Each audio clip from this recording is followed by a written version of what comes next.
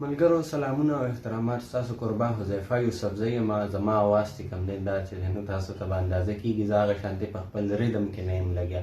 د هغې وجه دا ده چې په سر ښار اسلام آباد کې دا وخت د اسلام آباد چې کوم مین سیکټر دی F11 په دغه کې زه موجود یم. دلته کې داسې یو کورنۍ لجي چې دا چې دی نو په اسلام آباد کې یرغمل شوې ده.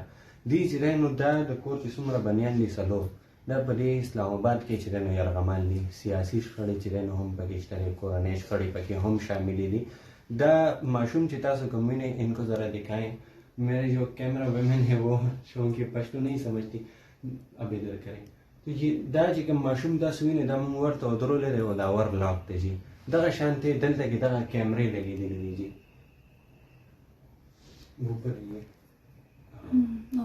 دغه کیمرې لګېدلې دي او دلته کې دا ماشوم چې کوم دی دی موږ دی ورته ودرولی او دا کورنۍ چې ده دا په دې ځای کې بس دوی خپل ژوند تېروي. د دوی دغه خوا کچن لاک دی، د دې چې دی نو سامان لاک دی، د دې کور غیر محفوظه دی. د دې کور ته چې موږ په راتلو کې څومره په ګرانه رالو یا څومره په خطره کې موږ دا وخت موجود یو دا هغه چاته اندازه کېږي چې څوک په دې موقع باندې موجود دي. په سر ښار اسلام آباد کې دا کور دی په F11 کې او د هغې باوجود چې نو دا کور دلته کې یرغمل دی. مونږ اوس په تیز اواز خبرې نشو کولی ځکه چې بهر چې دی نو مونږ ته خطرې محسوسېږي. دغه شانتې دا ور مونږ چې دی نو لاک کړی دا خورکۍ چې دلته کومه موجوده ده د دې چې دی نو د حالت تاسو وینئ دوی په سرو سترګو جاړي او وجه څه ده ابه د دې نه تپوس کوو. دا مورکۍ تاسو وینئ دا په سرو سترګو جاړي دي. د دې ژړا نه ودرېږي، د دې اوښکې نه ودرېږي. د 10 کالو نه دي په دې حالاتو کې چې دی نو دا خپل ژوند تېروي.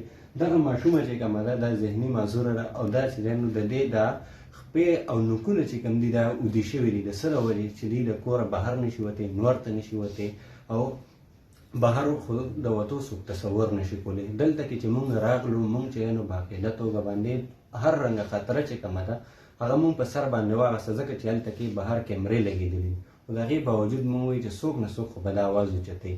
نو مونږ یو چې دی نو کوشش دی دغه چې دی نو اعلی چارواکو ته د دې دا پیغام رسول غواړو چې حالات د دې څه دي. دا چې کومه کورنۍ ده دا د کویټې ده خو بهرحال دوی به چې دی نو خبرې خپلې په اردو کې کي. آمنا د دې چې دی نو نوم دی دې سره به زه خبرې اترې کوم خو په اردو کې باندې. آمنا سب سے پہلے آپ اپنا تعارف کرائیں اور بتائیں کہ یہ کیا حالات چل رہے ہیں. آپ کے بھی آنسو نہیں رک رہے ہیں، امی جی کی بھی آنکھیں سرخ ہو گئی ہیں. بچہ جو ہے وہ دروازے کے سامنے کھڑا ہوا ہے، باہر کیمرے لگے ہوئے ہیں، ایک معذور بچی پڑی ہوئی ہے. یہ اتنے برے حالات کیوں ہیں؟ جی یہ سارے جو حالات ہیں نا یہ دو لوگ، ایک ویا محمود، ایک یہ پیر احسان الحق ادریس ولی اللہ، میرا سکا بھائی بھابھی اس کے رشتہ دار، اور میرا جو پھپھوزاد بھائی ہے عطا الرحمان اور اس کی بیوی. ان سب لوگوں نے ہم لوگوں کو جان سے مارنے کی بہت دفعہ کوشش کر لی ہوئی ہے اور ہم لوگوں کے ساتھ اتنا برا رویہ کیا ہوا ہے کہ یقین کرو کہ ہم لوگ جو ہے نا خودکشی صرف حرام کی وجہ سے نہیں کرتے ہیں، مجبور ہو چکے ہوئے ہیں. پولیس کے آگے ہم لوگوں نے کر کر کے ہم تھک گئے، عدالتوں سے رجوع کر کے ہم تھک گئے. کوئی ایک بندہ نہیں آتا، ہر کسی کو پریشر ہے شہباز شریف کا اور ان کا نون لیگ کا، ان ظالم درندوں کا. ہمیں جان سے مارنے کی اتنی دفعہ کوشش کی، ان کو ویڈیوز بھی لوگوں کو دکھائی، پولیس والے کو کسی ایک نے نہیں ہماری بات سنی ہے.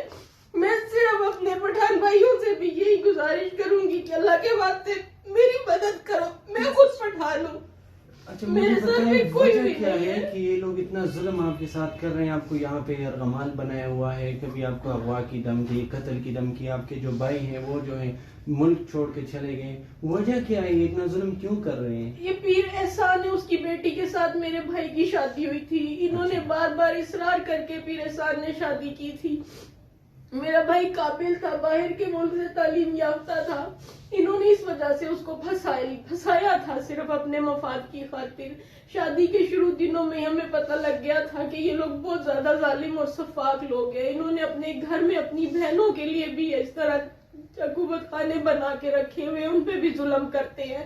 تو اس کو طلاق دے دی تھی اس نے. اس طلاق کے بعد انہوں نے ہمارے ساتھ ظلم شروع کیے. انہوں نے کہا تم لوگوں کو ہم لوگ جو ہے نا سڑکوں پہ جب تک نہیں لائیں گے نا اس وقت ہم چین سے نہیں اس وقت تک ہم بیٹھیں گے.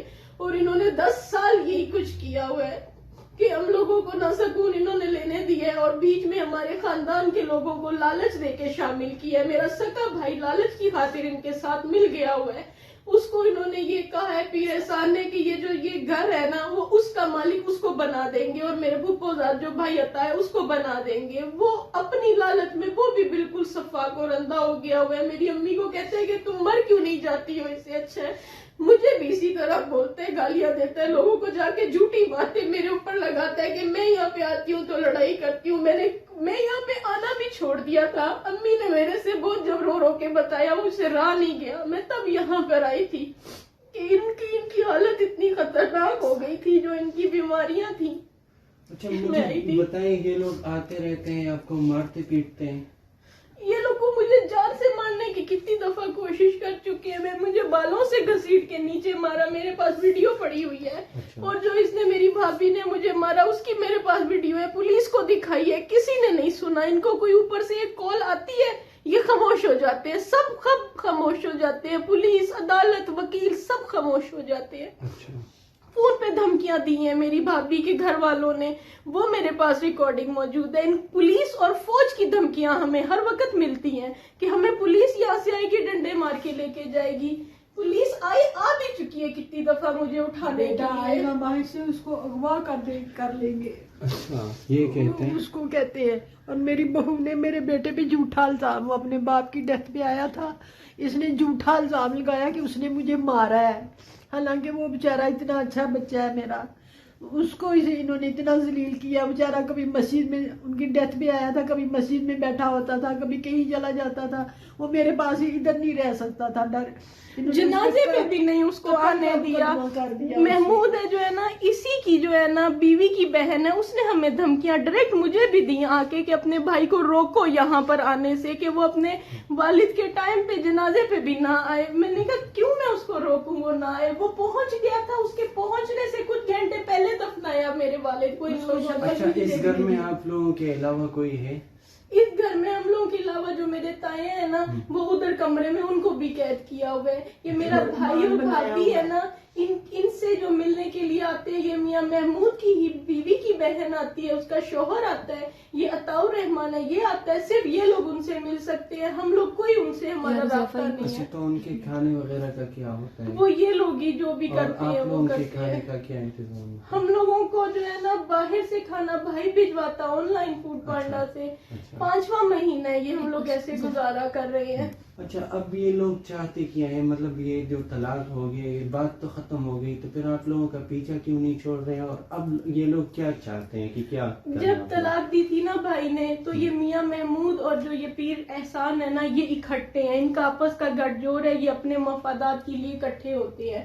یہ میاں محمود نے ہمیں اس وقت کہا کہ یہ فیصلہ نون لیگ کے بڑے عہدوں پہ ہے، بڑے عہدوں پہ ہیں یہ۔ ہاں انہوں نے کہا، میاں محمود نے کہا کہ یہ واپس کرو فیصلہ اور ان سے معافی مانگو۔ میرا بھائی نے کہا میں حق پہ ہوں، میں جو ہے نا یہ ان کے ساتھ میں رہوں گا تو میں اپنی آخرت بھی خراب کروں گا، اور میں اپنی پیسوں کے لیے نا اپنی آخرت کو نہیں خراب داؤ پہ لگاؤں گا، تو میں نے اس کو طلاق دینی ہے۔ تو ان لوگوں نے ہمیں اسی وقت کہہ دیا تھا کہ اگر تم لوگوں نے یہ کام کیا نا تو پھر تم لوگوں کا حال ہم وہ کریں گے، اور انہوں نے وہ 10 سال وہ سب کچھ ہمارے ساتھ کیا ہے۔ جب تک میرے پاپا زندہ تھے نا تو یہ اس حد تک نہیں آئے تھے۔ 1 سال ہوا ہے میرے پاپا کا جب انتقال ہوا ہے نا، اس کے بعد یہ پھر کھلم کھلا ہمارے خلاف آ گئے۔ انہوں نے یہ ہمیں ڈائریکٹ کہا ہوا ہے کہ تم لوگوں کو سڑکوں پہ ہم فقیر اور بھیک منگوانے کے لیے نہ لائے نا تو ہمارا نام نہیں ہے۔ اچھا چلو یہ تو ہو گیا، اب آپ لوگ کس سے مطالبہ کرتے ہیں کہ آپ کو کون انصاف دے؟ ایک تو یہ بات، دوسری بات یہ ہے کہ آپ لوگ کیا چاہتے ہیں کہ کیا ہو جائے، حل کیا ہے اس کا آپ کی نظر میں؟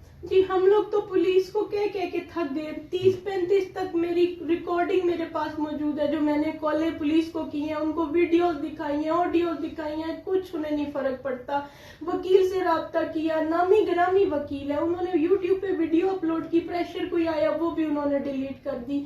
عدالت سے وہ کہتے ہیں کہ اس حکومت میں ہم کچھ بھی نہیں کر سکتے، اتنا زیادہ پریشر ہے۔ یہاں پہ آئی جی کو کالیں کی، کچھ نہیں اس نے رسپانس دیا، ریٹن اپلیکیشن بھیجی گئی، کچھ رسپانس نہیں دیا۔ این جی او وغیرہ سب جتنی این جی اوز ہیں فون کیے ہیں، ان کو ہم نے اپلیکیشنیں بھیجی ان کو ہیں، کہا کہ وہ بھی آگے ہمارا حال پریشر دیکھو، ہمارے پاس کوئی مرد نہیں ہے، مگر کسی نے ہماری کوئی بات نہیں سنی ہے، کوئی نہیں آیا ادھر۔ تو ان لوگوں سے ہم کیا مدد کی اپیل کریں؟ ان سے اچھا صرف ایک امید اگر ابھی کوئی نظر آتی ہے یا ذہن میں کوئی چیز آتی ہے تو شاید یہ چیف جسٹس ہے وہ بھی یہ کہ سنیں کہ وہ حافظ قرآن بندے ہیں، تو وہ قرآن کا حفظ کرنے والا بندہ ہو سکتا ہے اس کے دل میں کچھ ایمان ہو، اس تک اگر یہ بات پہنچے وہ ایک دفعہ ان چیزوں کو، ان لوگوں کو دیکھے کہ یہ کیا کر رہے ہیں اور کس طریقے سے ہم لوگ جو ہے نا اپنا بچاؤ کریں، بجائے اس کے کہ ہمیں مار دے پھر کوئی قدم اٹھائیں، ہماری زندگی میں یہ کوئی نوٹس اس چیز کا لیں، یا ہمیں مار بھی دیتے ہیں لوگوں کو جو ہے نا پہنچائیں پیغام، ان لوگوں کی اصلیت بتائیں، کتنے لوگ ہوں گے یہ جن کے ساتھ یہ ایسے کر رہے ہوں گے، یہ سیاست اپنی کس پہ. قدرمندو دا چې کومه دردېدلې کیسه هم نه ده، واقعه ده، بلکې یو حالات چې دی نو را جوړ دي، یو ګړۍ را جوړ دی چې بندې وړي د زړه سره چې دی نو را ډک شي د انسان دومره په سختو حالاتو کې چې دی نو دوی را خپل ژوند تېروي. مونږ خو دلته کې له 20 منټو له راغلي یو او دا سټوري ریکارډ کوو او ما ته پته ده چې د دې سټورۍ د ریکارډ کولو نه پس به دې غریبانانو څه حالات دي، خو دا مجبوره شوي دي چې دا د خپله سره تېر دي، دا خو ژوندي لاشونه دلته کې چې دی نو ژوند تېروي.